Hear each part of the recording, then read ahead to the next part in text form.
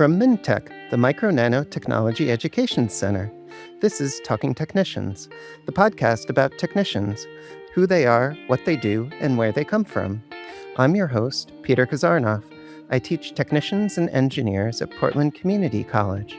In each episode, you'll meet a working technician and hear their story. That means real interviews with real technicians about real jobs. And at the end of each episode, you'll hear actions you can take if you want to be a technician too. In this episode, I'm really pleased that you're going to meet Ed. Ed is a cleanroom production technician at New York Creates in Albany, New York. Ed, welcome to the podcast. Appreciate it. Thank you, Peter. I'm glad to be here. Thanks for coming on, Ed, and chatting with me both about your work at New York Creates and then how you got there. But before we get started with all of that, New York Creates is in Albany, New York. Is that where you live too? It is. And how long have you been in Albany for, and what brought you there? So I moved around the Capital District for a while, but I've lived in Albany now for about 2 years. And I'm originally from the area, but I moved out west for about 6 years to, funny enough, Washington State, and moved back here during the height of COVID. So it was nice to be back home close to family. Oh, good, good. So I'm glad you're back closer to family, and I'm really excited, Ed, to talk to you about your work as a cleanroom production technician. So Ed, just very roughly, what do you do day to day at work? So my tasks include quite a few things, but the standards are that every morning I shoot out a few emails to our team to collect data for location of what we do every day. We run whip through our machines, and in order to emphasize as much efficiency as that as possible, we try to make sure that everybody's on the same page as soon as we start at 7 a.m. My day proceeds following that to a quick meeting to review anything that may be an issue for the fab and to kind of do overviews of what we're currently working toward recovering or bringing those things back up. And then to go through the day to bring about the most efficiency possible. So my job as a whole is essentially to streamline processes the way they should be as an ABC, and then anything that comes abrupt is to essentially attack it, to bring it up as fast as possible, and then rounding the day off with a quick report to a few of our managers and a few other things to make sure that the next shift coming in is on par and left off with the best possible outcome. Right, Ed. So you sort of go in there, you get the report out from the other shift, figure out what you're going to do for the day. Then you do that day's work. And then at the end, you make that report for the next shift. So, Ed, can you provide just a ballpark salary for jobs working as a cleanroom production technician if someone's around Albany, New York doing that sort of work? I don't know the exact number off the top of my head, but I want to say it's somewhere in the 60 to 80 range or something around that corner. But that all varies on experience and as what you're bringing to the table as you go. Right, right. That makes sense. So, Ed, are there opportunities for professional growth at New York Creates? You're currently working as a cleanroom production technician. Are there ways to move up within New York Creates? There are actually several, funny enough. When I started here, I worked as what was known as a clean room operator one, or at that time, it was actually a workstation operator, renamed. My level one was exceeded to a level two in my second year here. And then starting at the end of my third year, I moved myself past a level three into my current position as a CPT. But the growth up to my position is actually several sections of a level three. So there's a level one, a level two, and a level three, which has a few sections to go. And then my position, and then I believe following me would be my manager's position. To above him, there's actually, I think, another 3 or 4 steps above that. The optionary is secondary to that fact that I'm an operations team member, which there are several avenues outside of operations within New York Creates that are also available to anyone that is willing to put the work in to get there. And Ed, you mentioned that you moved up sort of that career ladder. How long did those steps take you to do? Funny enough, I'm not to toot my own horn, but a little faster for me than some. I was a really hard pusher when I first got in here. Usually in the 4 years, I started January 2021 here, and it took me about just a cusp of 2 years to get to level 2, and then at the end of my third year, which was December of 2024, I believe it was, or no, 2025, I hit my CPT role, so I'm getting there. Wow, that's pretty quick. Do you remember what it was like your first day of work? New York Creates has a lot of pretty impressive equipment in it. What did it feel like the first time you went into New York Creates? Terrifying. Honestly, I did start in January, so it was a New York East Coast winter. It was, pretty cold, and it was dark at about 4 o'clock. So I do remember being very overwhelmed by how much information and how, condensed everything seemed to be, and then, with the weather being not great and then it being dark, it was a very hard time to pull all that in and then try to just get past the initial shock of what you were shown. I used to joke with friends and people that come in here at their first step. I said, I know when you first look at it, it feels like you're trying to read Latin for the first time, but trust me, it gets easier. You'll start to see it. So it took a little bit, maybe about a month and a half until I felt very at pace, like I belonged here at that point. Mhm. And Ed, what does it feel like now going into work after you got, like, a couple years under your belt? Very good, actually. I now feeling well, knowing what I now know and the experiences that I've had here have enabled me to be more of a mentor type to a lot of the other operators that work here. I do tend to try to make myself a bit more of a floor resource. So if you are feeling overwhelmed or not unsure or you don't know what something means, I try to be as much of a come see me and we will figure it out together even if I don't know. So I feel way more confident now. Hmm. Well, good, good. So, Ed, we talked a little bit about your career progression within New York Creates. Let's kind of switch gears and talk about how did you get to where you are now? What was your work experience before you started at New York Creates? Funny enough, I came from almost a completely opposite industry. Coming into it, which is kind of a nice thing for a lot of folks that are new to the area and feeling they may not meet the criteria they need to get into this industry. I came from construction and customer service for several years. So I worked as a striper on the road. I worked in retail at Target and Hannaford years ago. I worked as a phone center operator for Charter Communications before they became Spectrum, uh, to name a couple. And coming into New York Rates, it definitely was a bit of a, I don't think I'm going to be able to do that. But I was able to get in, luckily, during a time where it looked like New York Rates was in a bit of a hiring burp. And I jumped in and managed to get an interview. And I interviewed well enough that I believe that kind of spoke for itself, thankfully. Mhm. Wow, Ed, I mean, that sounds like you've lived almost multiple lives with all of those different job roles and careers. Can you talk to me a little bit about your education background? From high school on, how did you get into all those different careers? What was your education background?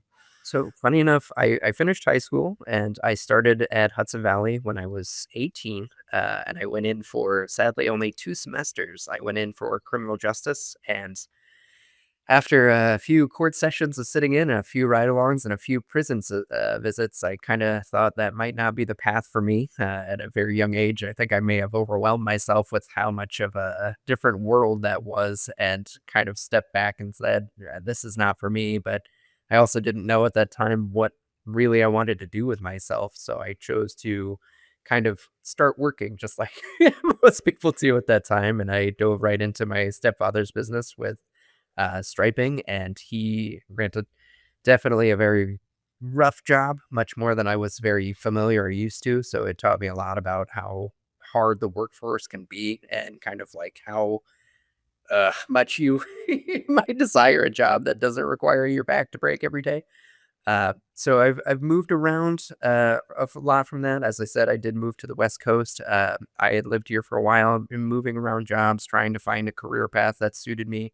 Always wanting to get back into education. Just sadly, I wasn't really directed at a particular vision of what it is that I was looking to do with myself. And after, funny enough, COVID had happened, being on the West Coast and moving back home, I kind of started to see the world as it's short, and why go crazy and do this to yourself every day, and why not try to find something that suits you a little more to having a healthier lifestyle mentally and physically. And that got me in the path of finding higher education or a desire to want to do more in that way. Mhm, mhm. Yeah, Ed. So, what kinds of things do you feel like you brought from those professional experiences? Because there could be technicians that are coming out of high school, going to a 2-year community college, and then right into the workforce. But you've had more of a non traditional path with all of these different roles. What kind of things did you bring from that work experience into your job in New York Creates? As one of the bigger things, and honestly, I would stress this one, and a few other meetings I've had with some of the professionals in this industry and outside of this industry in a similar field. Soft skills is a big one. I think that today there are a lot of people with talent and a lot of knowledge coming out of school, but have a hard time communicating that to other folks. And especially in this industry, I think that although we have PhD level candidates here and we have people that are fresh out of high school here, it can really make a difference if you're able to not only convey what it is you're trying to say, but also understand what's being said to you. And some of it is jargon that is appropriate to the workforce, but some of it also is just a matter of knowing what it is that you're trying to achieve, at least in sets of while you're in this industry, finding common ground with other folk. That to me is tremendous. And I think most of the other things you can learn as you would any other schooling, but tremendous to be able to be personable, understand how to talk to one another is a big one. Right. Yeah, that makes sense because we need both those technical skills, how to work on the equipment and keep everything running, but then also those interpersonal skills and communication skills to work with our coworkers and then do those things like you mentioned, starting in your shift, ending in your shift, Mm. when you have to communicate what you've done. Mm. So, Ed, what's something unexpected about working as a technician at New York Creates that you only learned after you started? You had a lot of job roles, but what was something like unexpected about working at New York Creates? Ooh, good question. I would say realistically, as I said, there is a lot of interpersonal communication with a lot of folks here, but I think the one that kind of threw me the most was having to hard press into learning something that at the time to me was fairly foreign. So, as you started, or rather, I should say, as I started working here, a lot of what I was doing, a lot of what I was recording, a lot of the Microsoft tools that we were using, I was not super familiar with. To a degree, yes, but not overly so. So coming in and kind of having to rise to a meet need of what was required for working here was a bit of a wall, I guess you could say, to have to overcome. But in that, I think overall, although very intimidating at first, it did eventually yield kind of a light at the end of the tunnel after a little bit of grinding. And I kind of continuing off the previous comment, coming from an industry of like construction and other things, I was kind of brought into this mindset of just go, go, go, bring next step, always wanting the next thing. So I believe that also having a certain moxie to you would really help propel you if that's what you're looking to do. Mhm, mhm. Yeah, and Ed, you mentioned that you moved all the way across the country from the West Coast back to Albany, and you said also that you're moving closer to family. But how else did your life change when you became a technician? What was different before you worked at New York Creates compared to now? Uh, Honestly, because of my role in first starting off, it was, I mean, aside from a difference of structure for the job, getting into the position that I am in now, I've noticed even in my personal life that I've become very much more independent. I feel as though my career has given me a sense of more purpose.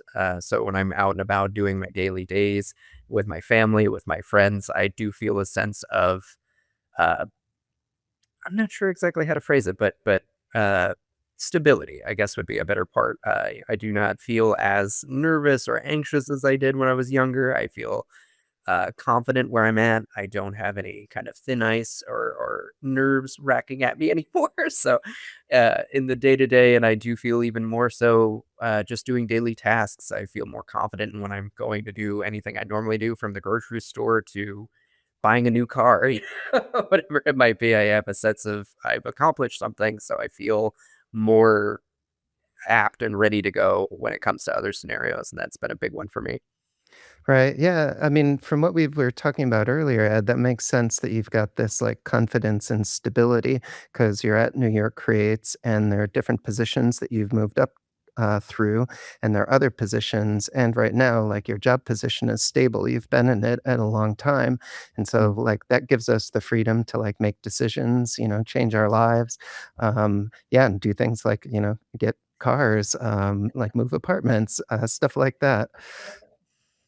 So, sort of to finish up today, Ed, I wanted to ask you about what kind of advice would you give current students or maybe people who want to transition their careers and work in the sort of semiconductor industry like you do, or work as a process technician? What advice would you give them?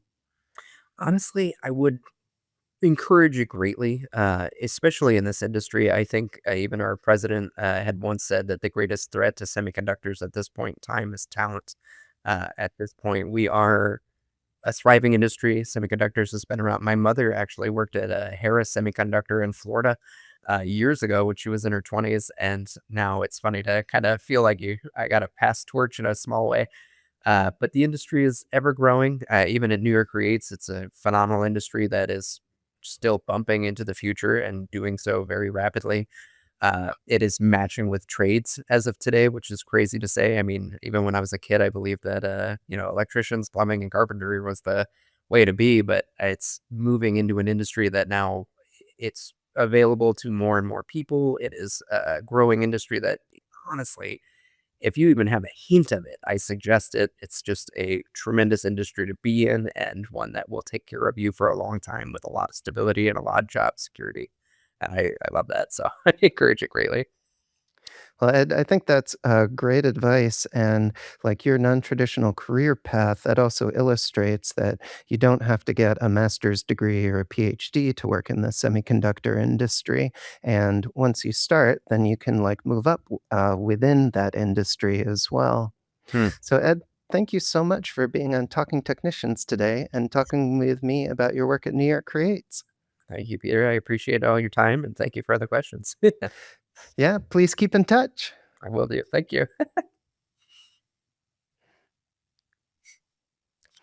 Talking Technicians is produced by MNTech, the Micro Nano Technology Education Center, through financial support from the National Science Foundation's Advanced Technological Education Grant Program.